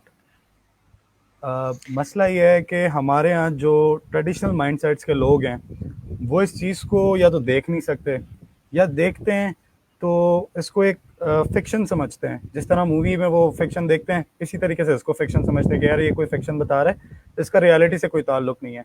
लेकिन वो इस चीज़ को बहुत बुरा कर रहे हैं इग्नोर करके। आगे देखें, IoT will add $15 trillion to the global economy over the next 20 years. अब अगेन वही बात कि अगर इस अपॉर्चुनिटी के अंदर कोई बंदा इसको ऑप्ट नहीं करता या इस अपॉर्चुनिटी को लूज कर देता है, तो ये $15 ट्रिलियन का जो एक जैकपॉट है, उस जैकपॉट में से उसको कोई पार्ट नहीं मिलने वाला, unfortunately. There will be 50 billion internet connected devices by 2020। पहले इन्होंने बताया 250 व्हीकल्स विल बी कनेक्टेड, जिस पे आप को अंदाज़ा होगा टेस्ला भी काम भी कर रहा है। टेस्ला की एक एक गाड़ी इंटरनेट से कनेक्टेड है, उनके क्लाउड सर्वर्स से कनेक्टेड है, और जिसके थ्रू वो मशीन लर्निंग भी एग्जैक्टली करते हैं। और उसके बाद इन्होंने रेवेन्यू बताया कि कितना रेवेन्यू वो कलेक्ट कर सकते हैं। और 50 बिलियन इंटरनेट डिवाइसेस, मतलब आपके घर में इंटरनेट डिवाइसेस, मेरे घर में इंटरनेट डिवाइसेस, फैक्ट्रीज में इंटरनेट डिवाइसेस, सब एक वेब के साथ कनेक्टेड है। Isn't it great, sir? बिल्कुल एग्जैक्टली और वही बात ना, अभी वैसे तो जो करंट क्राइसिस है उसने इन जो प्रेडिक्शंस थी ये 20 इयर्स के अंदर इतना रेवेन्यू ऐड होगा, या इसको थोड़ा सा उन्होंने डिस्टर्ब किया है इस पैंडेमिक ने भी फिलहाल। तो अभी देखना पड़ेगा कि ये जब तक कि ये वैक्सीन आती है, जब तक कि इसका ये पैंडेमिक जरा सेटल डाउन होता है, तब तक देखना पड़ेगा कि इंडस्ट्री की क्या सिचुएशन है। हाँ, कनेक्टिविटी जो है डिवाइसेस की वो उसी तरह ही है, वो इंक्रीज हो रही है क्योंकि 5G डिप्लॉय होना स्टार्ट हो गया हुआ है, और उससे एसोसिएटेड जो डिवाइसेस होंगी या जो कम्युनिटी है वो डेवलप हो रही है उसी तरीके से। बिल्कुल बिल्कुल। ये मेरे पास एक स्लाइड्स थी, तो मैं उसमें से ये रेफरेंस ले रहा हूँ। 9 billion devices around the world are currently connected to the internet, including computers and smartphones. अब वो तो बंदा बिल्कुल नुकसान के अंदर है जो कि इस चीज़ को इग्नोर कर रहा है। The number is expected to increase dramatically within the next decade, with estimates ranging from 50 billion devices to 1 trillion. और यहाँ पे हमारे पास है the Internet of Things has potential to create economic impact of 2.7 trillion to 6.2 trillion annually by 2025.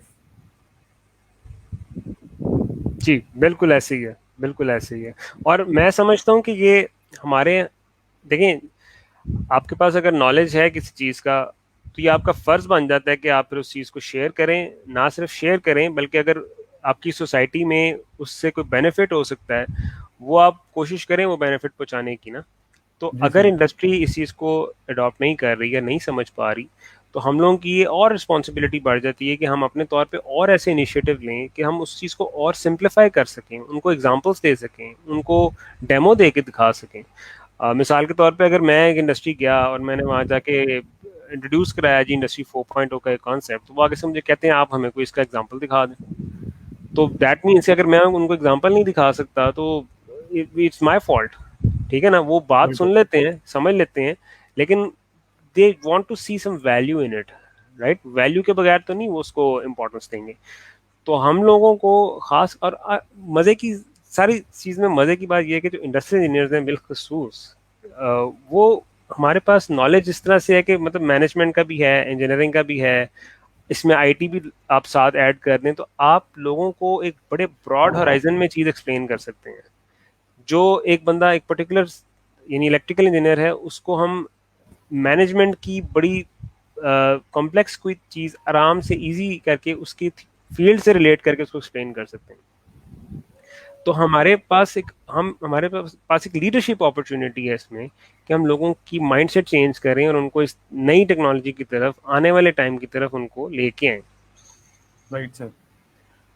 Sir एक और मसला है इससे रिलेटेड, जी और जी। जिस पे आपने बात ही नहीं की, वो है अच्छा। जॉबलेसनेस। हाँ जॉबलेसनेस कि देखें, इतनी बड़ी मार्केट एक साइड में क्रिएट हो रही है, हम लोग पाकिस्तान के अंदर जो हैं वो उसके साथ कनेक्ट नहीं कर रहे, तो मसला ये होता है कि फिर हमारी जॉब्स डिक्रीज़ होती हैं। या फॉर एग्जांपल कोई बंदा है, उसको पता है यार ये नए सिस्टम्स आ रहे हैं, और उस बंदे को कोई नॉलेज नहीं है, वो पुराने ट्रेडिशनल सिस्टम्स पे काम कर रहा है, तो अब जाहिर सी बात है कि थोड़े अरसे के बाद कंपनी उसको अल्लाह हाफ़िज़ कह देती है, अनफॉर्चुनेटली। लेकिन कलेक्टिव लेवल पे, ग्लोबल लेवल पे बात करें तो सर, इकोनॉमिक इनइक्वलिटी का जो टर्म यूज़ होता है, इकोनॉमिक इनइक्वलिटी, आपका क्या कहना है इस बारे में? बिल्कुल, इनइक्वालिटी तो है, और ऊपर से जिस किस्म का क्राइसिस इस वक्त है, इसमें ये चीज़ और बढ़ गई है, और ये चैलेंज अभी आगे और ज़्यादा बढ़ जाने हैं। लेकिन जिस तरह मैंने पहले कहा कि आपके पास हर जो होती है ना क्राइसिस, उसमें एक अपॉर्चुनिटी होती है। अब अगर हम राइट। वही जर्मनी की मिसाल लें और वो इंडस्ट्रियल स्ट्रेटजी की मिसाल लें, तो वो जो क्राइसिस आया, उन्होंने उस क्राइसिस में अपने लिए अपॉर्चुनिटी निकाली, राइट? तो क्या आप उसको जहन में रख के ये नहीं समझते कि आने वाला जो क्राइसिस है उसमें बल्कि हम लोगों की डिमांड और बढ़ जाती है कि हम लोग क्योंकि हमने बड़े कॉस्ट को हमने बड़ा स्ट्रिक्टली मॉनिटर करना है, हमने अपनी प्रोडक्टिविटी को बहुत स्ट्रिक्टली मॉनिटर करना है, फिर ही हम आने वाले क्राइसिस में हमारी इंडस्ट्री सर्वाइव कर सकेगी। अगर आप राइट। लॉकडाउन, जो कहते हैं जी लॉकडाउन खोल दें, हमने काम करना है, आप चले लॉकडाउन खोल भी दें, अगर वो उसी तरह ही काम करेंगे जिस तरह पहले कर रहे थे, तो अब तो उनके पास वर्कफोर्स और कम है, उनके पास स्किल सेट और कम हो गया, उनके पास लोगों के काम करने का स्टाइल और ज़्यादा डिफरेंट हो गया, और ज़्यादा वो यानी कि केयरफुल हो जाएंगे, अपने ऑर्डर्स ध्यान से लेंगे, तो उनको उनके सिस्टम्स के अंदर जिस किस्म की ऑप्टिमाइजेशन की उनको अब ज़रूरत है हमारी इंडस्ट्री को, ये तो पहले कभी भी नहीं थी। अब जो इस वक्त और आने वाले वक्त में जो इंडस्ट्री अपनी सिस्टम्स को ऑप्टिमाइज नहीं करेगी, उसको बड़े स्ट्रिक्टली मॉनिटर नहीं करेगी, वो सरवाइव बिल्कुल भी नहीं कर सकेगी, क्योंकि इतना सख्त इकोनॉमिक इम्पैक्ट पड़ेगा कि वो सस्टेन नहीं कर सकेगी। और दुनिया, जिससे हमने पहले भी सारी बात की है, दुनिया इंडस्ट्री 4.0 को अडॉप्ट करेगी, ये नहीं हो सकता कि वो ना करे। वो राइट सर। ये रेवोल्यूशन है, ये आ रहा है, इसकी टेक्नोलॉजीज एग्जिस्ट करती हैं, इसको लोगों ने अडॉप्ट कर लेना है। तो जब बाहर की दुनिया ने अडॉप्ट कर लेना है, तो हमारी इंडस्ट्री नहीं करेगी तो कैसे कम्पीट करेगी, कैसे सर्वाइव करेगी? हमारे इंजीनियर्स अगर अपने स्किल अपलिफ्ट नहीं करेंगे, कैसे कम्पीट करेंगे, कैसे इंडस्ट्री को सपोर्ट प्रोवाइड करेंगे? विच मीन्स कि एक्चुअली पोटेंशियल एग्जिस्ट करता है, अगर कोई स्किल अपग्रेड कर लेता है, उसको आराम से जॉब मिलनी चाहिए, वो आराम से कंसल्टेंसी कर सकता है, वो आराम से सॉल्यूशंस बना के दे सकता है। क्यों हम इस चीज़ में रहते हैं कि बस अपॉर्चुनिटी नहीं है तो बस हम हाथ पे हाथ रख के बैठे रहें? ऐसा नहीं है। अगर क्राइसिस है, क्राइसिस में भी आपको अपॉर्चुनिटी मिल जाएगी। अगर एक इंडस्ट्रियल इंजीनियर कहीं काम कर रहा था, आजकल अब वो जो पीपीईज बन रहे हैं, उसके उसमें वो क्या हेल्प नहीं कर सकता कि जी हम उसकी बिल्कुल। प्रोडक्शन वो देखे, वो उसकी क्वालिटी देखे, वो ये चीज़ देखें कि जो सूट्स बन रहे हैं क्या ये वाकई वायरस से प्रोटेक्ट भी करते हैं? राइट। तो आपके पास अपॉर्चुनिटी हर वक्त होती है। आप राइट सर। सर अब जैसा कि हमने अभी बिल्कुल। पाकिस्तान के लिए बात की, अगर आपको शायद मेरी स्क्रीन नज़र आ रही है। जी जी। हाँ, तो इसमें आप देख सकते हैं income gains widely shared in early post war decades. जब 1947 के बाद जब जंगें ख़त्म हुई थी नई नई, तो दुनिया की जो सारी फैमिलीज़ थी, वो सब एक जैसे इनकम लेवल पे थी या इकोनॉमिक लेवल पे थी, लेकिन इस तरीके से इकोनॉमिक इनइक्वालिटी बढ़ती गई। अब जो अमीर है वो अमीर से अमीर तर होता गया, जो गरीब है वो गरीब से गरीब तर होता गया। लेकिन इसमें जो अफसोसनाक बात है वो ये है कि मीडियन बहुत लो लाई करता है हमारा करंटली। हम्म। और फिर वही बात, जो अमीर है वो बिल्कुल अमीर से अमीर तर ही होता जा रहा है। हाँ, अब ये तो यानी इसके इसको हम अपने प्रॉब्लम्स पहले टैकल कर लें, फिर हम इसको भी हम देखें। ज़ाहिर है, जो जो ये निज़ाम सारा कंट्रोल कर रहे हैं जो लोग उन्होंने तो करना ही करना है ना। हम्म। उन पे इल्ज़ाम लगाना है या उनको वो बड़ा आसान है, लेकिन अपने पे फोकस करना और अपने आप को उस लेवल पे लेके जाना, बिल्कुल वो सबसे ज़्यादा मुश्किल काम है। और इंसान की फितरत में है कि वो आसान रास्ता लेने की कोशिश करता है। तो बिल्कुल वही है ना सर, पंजाबी एग्जाम्पल है, साढ़े घर दे कम नहीं मुकते। तो सही बात, ये सही बात। यही चीज है, बिल्कुल एग्जैक्टली, ज्यादा सही है। तो जी सरोज, फिर काफ़ी अच्छा सेशन रहा आपको। जी बिल्कुल काफ़ी अच्छी मतलब अंडरस्टैंडिंग हुई, और काफ़ी अच्छा इंडस्ट्री 4.0 के हवाले से मतलब बताया गया। काफ़ी लोगों ने हमें व्यूज़ भी देखे, हम मैं जस्ट चेकिंग द व्यूज़, काफ़ी ज़्यादा व्यूज़ आए हैं हमारे पास अभी।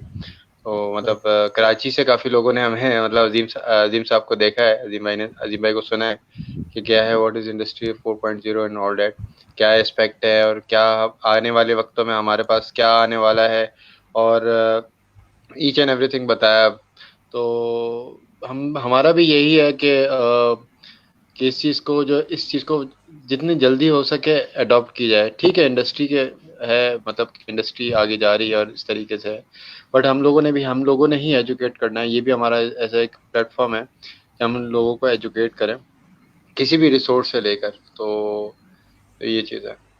तो अजीम भाई, last but not the least, हम छोटी सी आपसे बस यही पूछें, काफ़ी ज़्यादा हम लोगों ने आपका टाइम लिया आज, हमारे यंगस्टर के लिए आपका क्या मैसेज होगा? Saroj is one of them, और आगे आने वाले वक्तों में सरोज के लिए बिग चैलेंज है, क्योंकि एक बिग चैलेंज भी है, मतलब लाइक यू कैन से every problem is an opportunity. तो उसके लिए इन लोगों के लिए अपॉर्चुनिटी भी है, एक प्रॉब्लम है। तो आप क्या कहेंगे इसके हवाले से? तो फिर हम इसको सेशन को रैप अप करेंगे। मैं बस यही कहूँगा कि अपनी बल्कि ये मेरे मेरे जो सुपरवाइज़र है ना, ये उनका एक ये सॉर्ट ऑफ सेंटेंस है यंगस्टर्स के लिए, जो कि मुझे बहुत पसंद है। वो कहते हैं कि हम लोगों को चाहिए कि हम अपनी असल को ना भूलें। हमारे उठने बैठने में, हमारी चाल चलन में पाकिस्तानियत झलकनी चाहिए। ये हमारी पहचान है, और हमें कोशिश करना चाहिए खुद इंसारी की तरफ जाएं। हम लोग बाहर की दुनिया को हर वक्त सिर्फ क्रिटिसाइज करने के बहाने ना ढूंढें। हम लोग हर चीज़ को सिर्फ साजिश की नज़र ना करें। हर चीज़ में नेगेटिविटी, हर चीज़ में कि जी वो हमारे साथ ये कर रहे हैं, वो हमारे साथ ये, कि भाई आपको किसने रोका है? आप अपने आप को डेवलप करें। हम लोग यहाँ पे बहुत कुछ कर सकते हैं। पाकिस्तान में बहुत पोटेंशियल है कि हम यहाँ पे हर फील्ड में, हर सेक्टर में हम बहुत कंट्रीब्यूट कर सकते हैं। सिर्फ खलूस की कमी है, सिर्फ सिंसेरिटी की कमी है, सिर्फ मेहनत की कमी है, सिर्फ थोड़ा सा अगर हम अपने आप को खुद संभालें, एक दूसरे की हेल्प आउट करें, तो कोई बईद नहीं है कि इंशाल्लाह हम लोग पाकिस्तान को भी इस स्टेज पे ले जाएं कि हम लोग अपने मसलों को खुद आइडेंटिफाई करें, खुद उनके हल निकालें, और पाकिस्तान को एक दुनिया की अजीम तरीन नेशंस के अंदर उसको शुमार करें। बिल्कुल सर बिल्कुल बिल्कुल सर, यही हमारा भी विजन बॉक्स विजन का यही था। अब ये कि पीएस आप मतलब आप लोग की जो Pakistan society of industrial engineering है, इनके अंदर भी हमारा भी ये आगे इंशाल्लाह हमारा ये प्लान है कि जॉइंट कोलैबोरेशन के साथ, क्योंकि आगे वाले, अच्छा एक और चीज़ भी बड़ा अच्छा है कि आगे जो दौर आ रहा है, नेक्स्ट दौर आ रहा है, वो जॉइंट कोलैबोरेशन का है। जितनी ज़्यादा अच्छी कोलैबोरेशन होगी, उतना अच्छा आपका जो है वो विजन जो है वो ब्रॉडर होगा। तो इसी तरीके से आई के पॉइंट ऑफ व्यू से, इम्प्रूवमेंट पॉइंट ऑफ व्यू से, तो ये सारी चीज़ें हम लोग जॉइंट एक मतलब वर्किंग करेंगे इंशाल्लाह, होपफुली बेस्ट। तो इस चीज़ को काफ़ी ज़्यादा इन्हांस करें, और इस सेशन से जैसे कि काफ़ी हमें मतलब जो सीनियर लेवल है हम लोग को देख रहा है, हम लोग इन चीज़ों को देख रहा है, फोकस कर रहा है कि ये लोग किस तरीके से काम करें। डिफरेंट डिफरेंट इंडस्ट्रियल सेक्टर से लोग हमारे पास ऐड ऑन हो रहे हैं, देख रहे हैं हमें, फोकस कर रहे हैं, like related to textile industry, automotive industry, related to pharma, related to each every industries, जो और हमारा भी मैक्सिमम इस सेशन करने का कवर है कि जितने ज़्यादा मैक्सिमम इंडस्ट्रियल सेक्टर है वो कवर हो जाए। तो होप फॉर द बेस्ट। अच्छा सरोज, एक कमेंट आया तो वो कैन यू ऐड? नहीं वो ऐड नहीं हो नहीं, सकता वो ऐड नहीं हो सकता। और एनीवेज ठीक है, इन कमेंट को जो हमारे आर बी रसूल बख्श साहब हैं, मेरे बैचमेट ही हैं इंडस्ट्रियल इंजीनियरिंग के, तो उनका एक क्वेश्चन है, तो इंशाल्लाह आपका जो क्वेश्चन है वो ऑफलाइन इंशाल्लाह आप उस को जवाब दीजिएंगे। उनके लिए ये एडवाइस है कि वो इस वीडियो के कमेंट सेक्शन में आके वो कमेंट वहाँ पे पेस्ट करें, तो वो कमेंट हम आंसर कर सकते हैं। एनीवेज, तो अभी ये तो हम रैप अप कर रहे हैं इस सेशन को, तो नेक्स्ट ये कि अजीम साहब से कोऑर्डिनेट तो हैं, हम लोग कोऑर्डिनेशन में हैं, तो इंशाल्लाह इस क्वेश्चन का जवाब इंशाल्लाह हम लोग लेके उनको फॉरवर्ड कर देंगे। जी, बिल्कुल। चलें सर, व्यूअर्स थैंक को यू। अल्लाह हाफ़िज़ कहते हैं। हाँ ठीक है, सही है, ठीक है। अल्लाह हाफ़िज़। Thank you.